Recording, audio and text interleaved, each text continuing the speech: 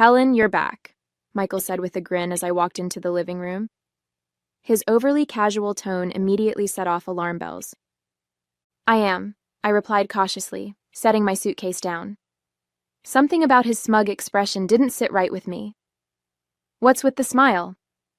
Oh, nothing, he said, waving his hand as if brushing off my question. Then with a flourish, he added, Well, I suppose you'll find out eventually. I made a major business move while you were away. I raised an eyebrow. What kind of move? He leaned back against the arm of the couch, his grin widening. Your jewelry collection, he said, his voice dripping with satisfaction. I sold it. Every piece.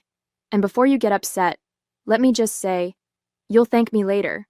Your jewels funded my empire.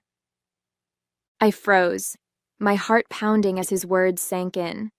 My jewelry collection, the pieces I'd spent years curating, some handed down from my mother and grandmother, others purchased with my own hard-earned money. Gone. What did you just say? I asked, my voice low and trembling. Michael laughed, clearly misreading my tone. I said I sold it, Helen. Do you know how much those diamonds were worth? Enough to jumpstart a venture that's going to put us on the map. It's brilliant, really. You should be proud. Proud? My hands clenched into fists as anger surged through me. You had no right, Michael. That was my jewelry. Do you even realize what you've done? He rolled his eyes. Oh, come on, it's not like you wore half of it. It was just sitting there collecting dust. This way, it's actually doing something useful. My name is Helen, and if there's one thing I've learned in my marriage to Michael, it's that his ambition always comes first. When we met, I admired his drive. He had big dreams, and I believed in them. But over the years, I started to see the cracks. How his charm masked a tendency to bulldoze anyone who got in his way. Still, I never thought he'd stoop this low. The jewelry collection wasn't just valuable. It was deeply personal. Every piece had a story, a connection to the life I'd built for myself. And now it was gone, just like that, because Michael had decided my possessions were his to use. But what Michael didn't know, what made his smug grin so infuriating, was that I wasn't as careless as he thought.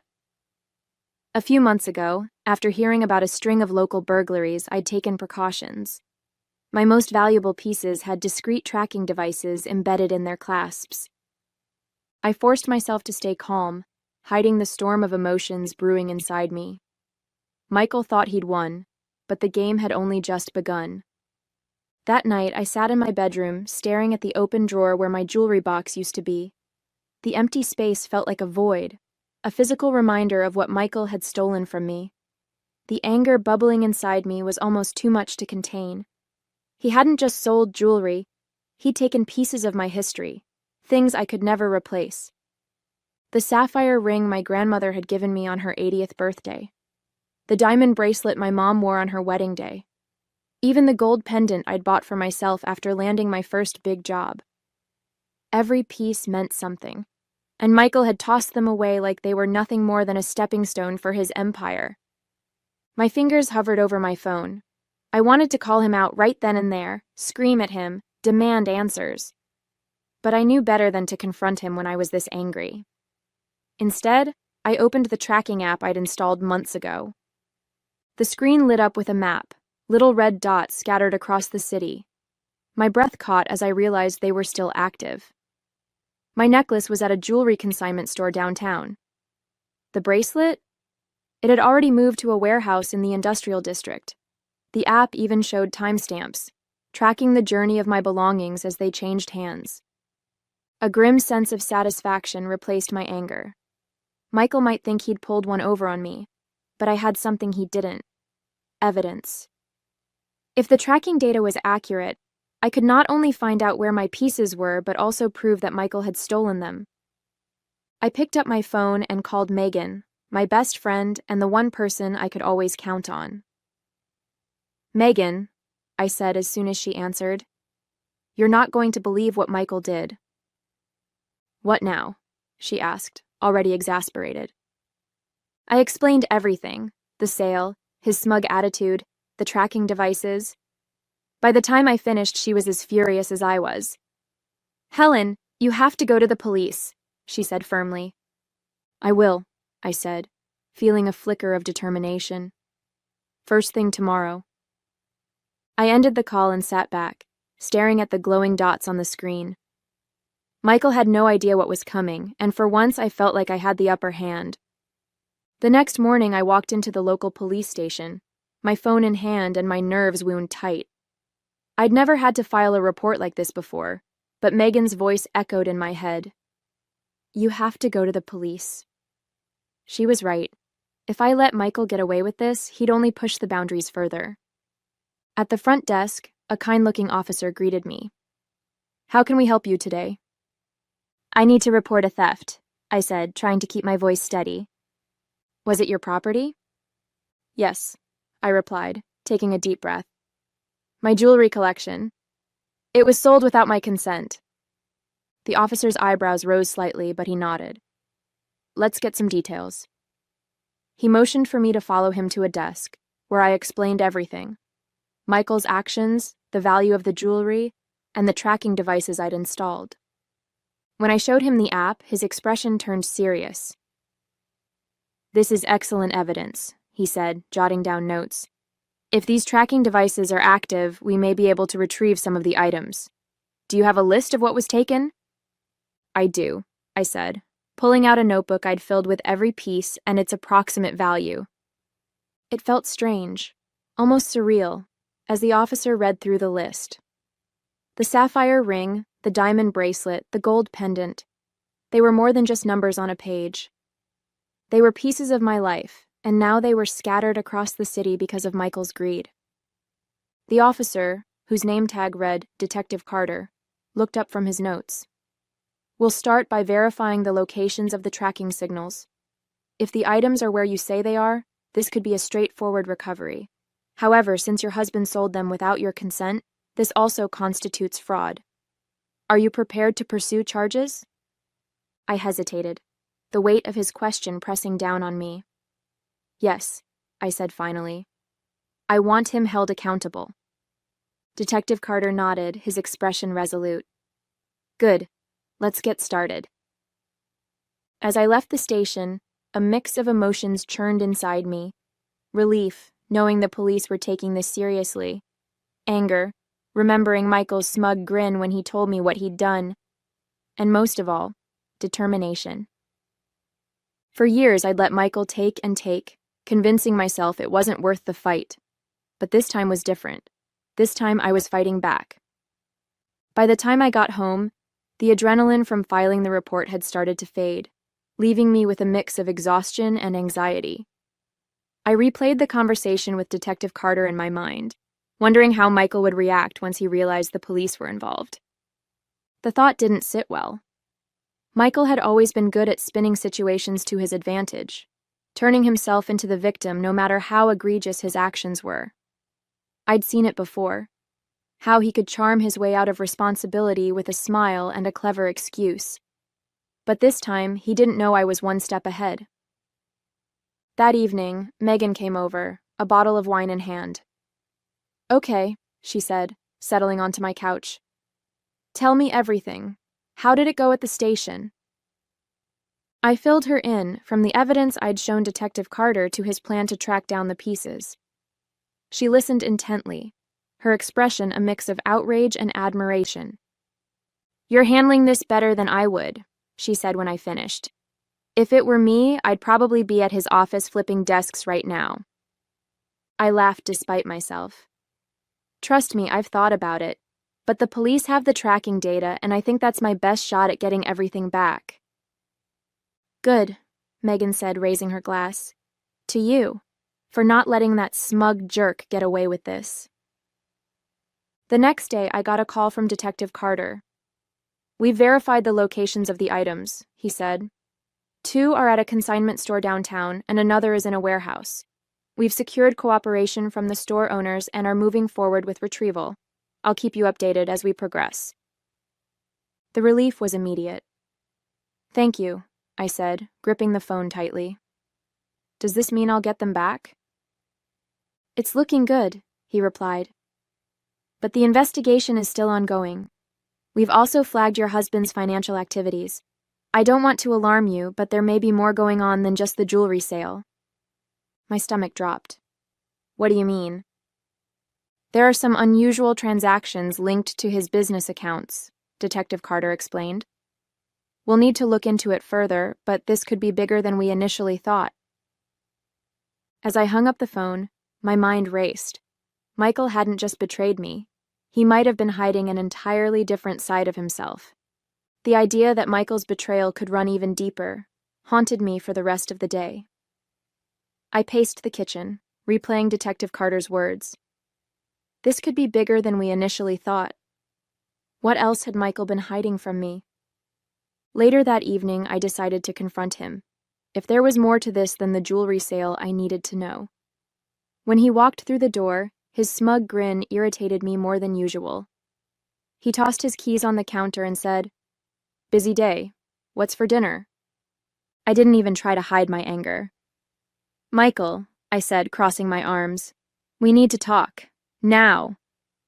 His grin faltered, replaced by a wary expression. "What's wrong?" "What's wrong?" I repeated, my voice sharp. "You stole my jewelry to fund your so-called empire, and now the police are investigating you." The color drained from his face, but he quickly tried to recover. "Police? What are you talking about?" "I didn't steal anything, Helen. That jewelry was just sitting there, collecting dust. I thought you'd be happy it was being put to good use." I shook my head, disgusted by his audacity. "Put to good use? Michael, you had no right to touch my things. And now the police are looking into your finances, and they think there's more to this than just the jewelry." His expression shifted, anger flashing in his eyes. "You went to the police?" he hissed. "You're turning this into a circus. Why couldn't you just talk to me like an adult?" "Because talking to you doesn't work," I shot back. "You always find a way to twist things or talk yourself out of trouble. This time, there's evidence, and you can't charm your way out of it." Michael stared at me, his jaw tightening. "You've made a huge mistake, Helen. If you think you can tear me down like this, you've got another thing coming." I didn't flinch.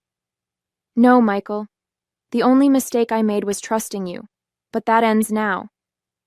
The silence between us was heavy as he glared at me, his confidence cracking.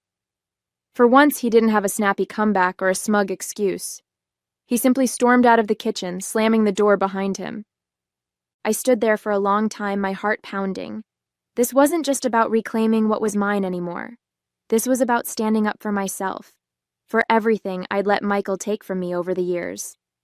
And I wasn't backing down. The next day, I received another call from Detective Carter. His tone was steady, but there was a weight to his words. "Mrs. Parker, we've recovered 3 of the items so far, including the diamond bracelet and sapphire ring. The rest are being traced to other locations, but we've hit an unexpected development." "What kind of development?" I asked, gripping the phone tightly. "We've uncovered financial transactions linked to your husband's business that suggest fraudulent activity. Some of these funds appear to overlap with the sale of your jewelry, but others involve external accounts that raise red flags. We're expanding the investigation." I sat down, the weight of his words pressing on my chest. Michael wasn't just selfish. He was reckless. "What does this mean for me?" I asked cautiously. "For now, you're not implicated," Detective Carter reassured me. "But it's important that you remain cooperative and provide any additional information we request. Your husband's actions could have serious legal consequences." I hung up and stared at the phone in disbelief. What had Michael gotten himself into? Selling my jewelry was bad enough, but fraud? I felt like I was living with a stranger, someone I no longer recognized. That evening, I called Megan. "The police think Michael's involved in something bigger," I said, pacing the living room. "They're looking into his business accounts." Megan didn't sound surprised. "Honestly, Helen, I'm not shocked. The way he carries himself, like the rules don't apply to him, it was only a matter of time before it caught up with him." "But how could I not have seen this?" I asked, my voice breaking. "I married him, trusted him, and now everything feels like a lie." Megan's tone softened. You couldn't have known, Helen. He's good at hiding things, at manipulating people. But this isn't your fault. You're doing the right thing by standing up for yourself." Her words gave me some comfort, but the anger and betrayal still churned inside me. Later that night, Michael came home. His usual confidence was gone, replaced by an air of frustration and barely contained rage. "I know what you've been doing," he said, his voice low and venomous. "The police, the bank. Do you have any idea what kind of damage you've caused?" "I didn't cause this, Michael," I said, meeting his glare. "You did. And now you're finally facing the consequences." He laughed bitterly. "You think you've won? This isn't over, Helen." "You're right," I said calmly. "It's not over. But it's out of your hands now." For the first time, I saw fear flicker in his eyes. The following morning, I received another call from Detective Carter. "Mrs. Parker," he began, his tone steady but serious. "We've recovered several more items from your jewelry collection. They were traced to a private auction house downtown." Relief washed over me. "Does that mean I'll get them back soon?" I asked, my voice trembling with a mix of hope and exhaustion. "Yes," Detective Carter confirmed. "We're working through the legal process to return the recovered items to you. But there's another development. The financial records tied to your husband's business show evidence of tax evasion and embezzlement. It's a growing case." Hearing those words didn't surprise me anymore. By this point, I'd come to accept that Michael wasn't just careless. He was deeply unethical. I thanked Detective Carter and hung up, my resolve hardening. I couldn't let Michael's actions drag me down any further. That afternoon, I took the first tangible step toward reclaiming my independence. I contacted a lawyer Megan had recommended, someone who specialized in both family law and financial recovery. Sitting in her office, I explained everything, from the theft of my jewelry to the unfolding police investigation. "This is a mess," she said, flipping through her notes. "But the good news is, you've already done a lot to protect yourself by going to the authorities. We can file for a formal separation and begin securing your personal assets." Hearing those words was both terrifying and empowering. I'd never imagined I'd be sitting in a lawyer's office, planning to disentangle my life from my husband's. But after everything Michael had done, I knew it was the only way forward. "What about his business?" I asked. "Could this affect me financially?" "Potentially," she replied. "That's why it's important to establish clear boundaries now. If his business is under investigation, we need to ensure your finances are protected." Later that evening, as I reviewed the paperwork the lawyer had given me, Megan called to check in. "How are you holding up?"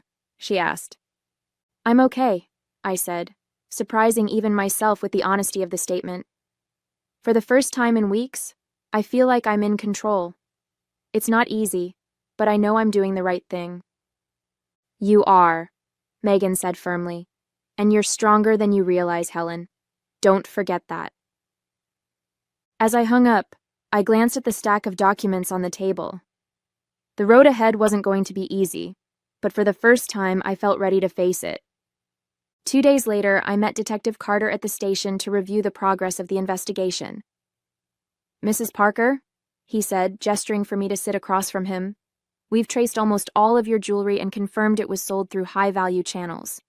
The auction house and consignment stores involved have provided full cooperation." "That's a relief," I said, feeling a small weight lift off my shoulders. "And Michael? What's happening with him?" Detective Carter leaned forward, folding his hands on the desk. "The evidence against him is significant.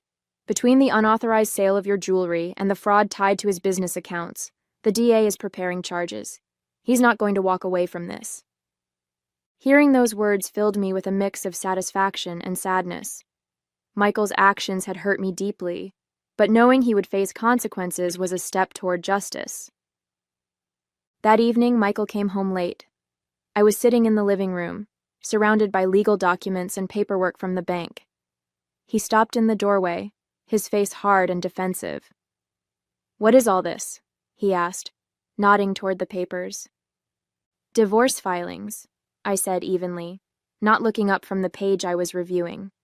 His eyes widened, and for a moment I saw genuine shock on his face. You're divorcing me? He asked, his voice tinged with disbelief. Yes, Michael, I said, meeting his gaze. This is the end. I won't let you drag me down with you any further. He scoffed, running a hand through his hair. You think you're going to come out of this unscathed? I built everything for us, Helen. Everything I've done was for this family. I laughed bitterly. You didn't do it for us. You did it for yourself. You stole from me, lied to me, and left me to clean up your messes. This family? It was always just about you. He stared at me, his confidence slipping away with each word. You don't mean this? He said finally. You can't mean this. I do, I said firmly, and you'll see just how serious I am when you're served. For the first time since this ordeal began, Michael was speechless. He turned and stormed out of the room, slamming the door behind him. I exhaled deeply, the sound of the door echoing in my ears. This wasn't just the end of my marriage, it was the beginning of reclaiming my life. The next morning, I got a call from my lawyer. Helen, the papers have been filed. Michael will be served later today, she said, her tone professional but empathetic. I let out a breath I didn't realize I was holding. Thank you, I said softly. Helen, I know this is a tough process, she added, but you've handled this with strength and clarity. Keep focusing on your next steps. We're in your corner. After the call, I sat at the kitchen table with my coffee, staring out the window. For weeks, my life had felt like a whirlwind of betrayal, anger, and frustration. But now, for the first time, there was a sense of clarity. The pieces of my jewelry were being recovered, the police investigation was progressing, and the divorce filings marked a definitive break from the chaos Michael had brought into my life. That afternoon, Detective Carter called with more updates. Mrs. Parker, I wanted to let you know that charges are being formally filed against your husband. Between the unauthorized sale of your property and the financial fraud linked to his business accounts, he's facing multiple counts. I felt a wave of relief wash over me. Does this mean I'll be able to recover everything he sold? It's likely, Detective Carter replied. The evidence is strong, and the cooperating parties have agreed to release the items back to you as soon as the case progresses. But more importantly, the justice system is holding him accountable. Thank you, I said, my voice steady. When I hung up, I realized something profound. I wasn't angry anymore. I wasn't consumed by the betrayal or the need to make Michael pay. I was simply ready to move on. That evening, I met Megan for dinner. She raised her glass with a grin. To Helen, she said, the woman who didn't just survive, she thrived. I laughed, clinking my glass against hers. I don't know if I'd call it thriving just yet, but I'll take it. Megan leaned in, her expression serious. You're stronger than you think, Helen. You took control when it mattered most. Don't forget that. Her words stayed with me as I drove home that night. For years, I'd let Michael's ambition overshadow my own sense of self-worth. But now, as I looked ahead, I saw nothing but possibilities. A week later, I received a call from Detective Carter. Mrs. Parker, he said, his tone lighter than before. I wanted to let you know we've recovered all but one piece of your jewelry. The remaining item is still being traced, but the majority of your collection is ready for you to reclaim. Hearing those words felt like the final piece of a heavy burden being lifted off my shoulders. Thank you, Detective, I said, relief evident in my voice. I can't tell you how much this means to me. We're just doing our job, he replied. But if I may say, you've handled the situation with remarkable strength. Not everyone takes the steps you did. After the call, I made my way to the precinct to collect the recovered items. As I held the sapphire ring my grandmother had given me and the diamond bracelet from my mother, I felt a deep sense of closure. These weren't just pieces of jewelry. They were symbols of the life I'd worked so hard to preserve, now returned to me. The day Michael was formally charged, I received a curt message from him. You really had to drag this out, didn't you? I hope you're happy now. I didn't respond. There was no point. Michael had made his choices, and now he was facing the consequences. My energy was better spent on myself, on rebuilding, on moving forward. That evening, I went through the remaining paperwork with my lawyer. Once the divorce is finalized, your financial separation from him will be complete, she said. His debts won't touch you. Thank you, I said, feeling a weight lift. That's exactly what I need. It wasn't until later that night, sitting in my quiet, newly peaceful home, that I realized how much had changed. The betrayal, the anger, the hurt, it was all still there, but it no longer consumed me. I'd learned how to set boundaries, how to fight for myself, and how to let go of what I couldn't control. Megan called to check in, her usual upbeat tone lifting my spirits. So, what's next for Helen Parker? She asked. Honestly, I said, smiling for the first time in what felt like forever. Anything I want. As I hung up, I looked around my home. Not just a house, but my space, reclaimed and safe. For the first time in years, I felt like I could truly breathe. Michael's actions had tested me in ways I never expected, but I'd come out stronger. And now my future was finally mine to define.